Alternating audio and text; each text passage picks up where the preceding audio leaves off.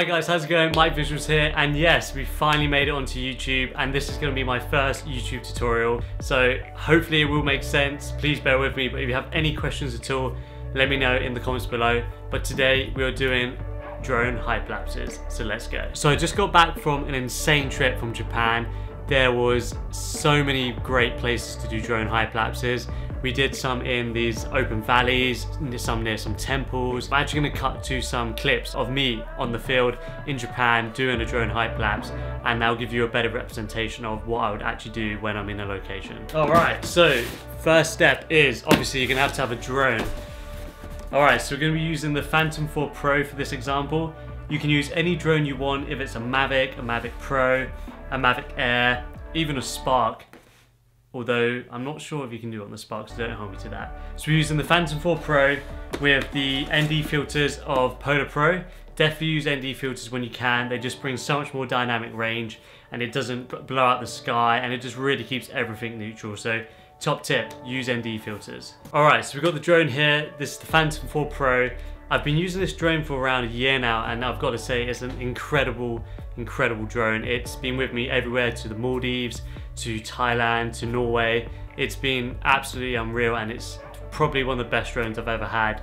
Definitely check out the Phantom 4 Pro if you don't have it. Also, I want to add, I'm using the Phantom 4 Pro because of how stable it is when it is in windy conditions. Especially when doing these hyperlapses, you want your horizon to be as level as possible, because if you have a wonky horizon, your photos are going to be all over the place, and when you put it into post-production, it's going to be really shaky. Alright, so locations. So you've got to an epic spot. So where do I do it? Where do I do this drone hyperlapse? So previously I've looked for mountains, open landscapes, rolling clouds in the sky, stable wind conditions. All of those are variables that you've got to take in mind. So wind speed, the type of clouds maybe above you, if there's foreground objects like mountains or buildings that you can like kind of move in between, and yeah, all of those will really help you bring that just dynamic movement between your hyperlapse drone shots. I'm going to show you a drone hyperlapse from my recent trip from Norway. This was a good example of how you can get the rolling clouds at the background, the mountains are slightly moving towards the camera, and even though you can see the sea below you, like that wispiness of the motion of the waves coming in. And that's a really good example for what you should look for. So like the rolling clouds, the sea moving, and even some boats coming in, and you've got some buildings maybe coming closer and closer to the camera, which will really give that dynamic range. You're going to open up the DJI app when you're on the ground, plug in the drone, plug it all in, check everything before you fly, and get your drone up into the air. Alright, so the next step is what settings I use in this DJI app. So there's hundreds of ways you can do this, but today we're going to be using the waypoint system, and this allows you to create 2 pinpoints on your map, and the drone will actually fly from one point to the other in hopefully in a straight line, or however you would like, and it's a really effective way to do the drone hyperlapses. And also, for those who want to know, I use the color profile of D-Cinelike. I just use it because it matches the 1DX really well, so when I'm in post-production, combining these shots are seamless because they basically match the same colors. Right, so you've got the drone up in the air and you're like, Mike, what do I do next? So you're going to click on the waypoint feature on the left hand side, and that's going to bring up the whole menu of the waypoint system. And on the right hand side, you're going to click record, and that will record your first current spot you're in on the map, and it will actually show you on your left hand side on the map with point number 1. And also on the right hand side, it will have 2 numbers, or how many numbers of waypoints you want, and you want to have 2 waypoints for this.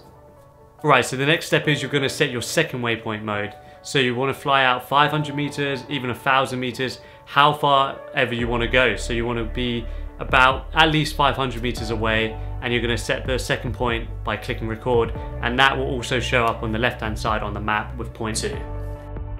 The next setting is speed. Speed is very important. So when doing a hyperlapse on the ground, you're normally doing step by step, and you can judge how fast you want to go, and it depends on how your hyperlapse comes out. However, we want to optimize the full 21 minutes on one of these guys and set it to 2 miles per hour, and that will gradually go closer and closer to your endpoint, and hopefully use up the full 21 minutes so we get a long hyperlapse, and it really will show that type of movement you want to achieve. Alright, so your drone's up in the air, you've clicked apply, you've set the speed, and it will start moving from point A to point B, and it will probably take those full 21 minutes. But this is when you want to quickly jump over to the photo settings so we can snap those movements as it's approaching the end spot. So the next step is photo settings. what photo settings do I use? So sadly we can't shoot RAW on this. Normally I would shoot RAW. DJI don't allow us to shoot RAW every 2 seconds. So flip over to JPEG, switch the time shots to 2 seconds. So it's going to be taking a photo every 2 seconds.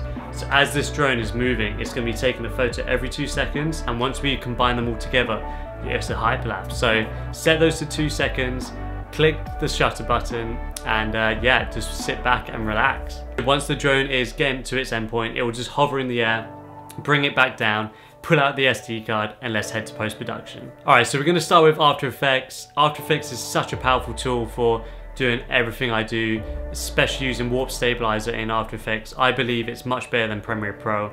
Don't hold me to that again, but we're going to use After Effects for this. Alright, so open up After Effects and import all of those shots you just took on your drone. You probably want to do a file import multi-files, and that will bring all of your files into one big bunch. You're going to want to drag that bunch into a new comp. We're going to probably do 1920 by 1080, just so you don't have to upscale those JPEG photos too much and it will reduce the quality. So we're going to keep it 1920 by 1080. Alright, so the next step is to whack a warp stabilizer on that. It'll probably take around 10 minutes depending on how big your files are and how many shots you took.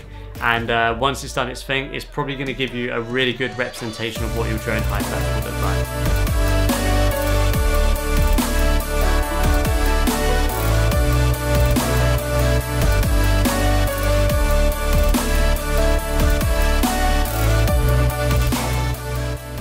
And that is pretty much it, a drone hyperlapse. Get creative with these drone hyperlapses. I know we just did a straightforward one, but maybe next time try going sideways or diagonally, or maybe try doing a day to night hyperlapse. Although if you do suss that out, please let me know how to do it. And just get creative with these hyperlapses. Comment below if you've done one and I'll check it out. So yeah, that is pretty much it, guys. I really hope that made sense. Let me know if there's any questions at all in the comments below. And also, what else should we film on this channel? So we've got more vlogs coming. The Japan vlog will be coming out. And make sure you hit that subscribe button and like the video if you liked it. And I guess I'll see you in the next one. See you later, guys.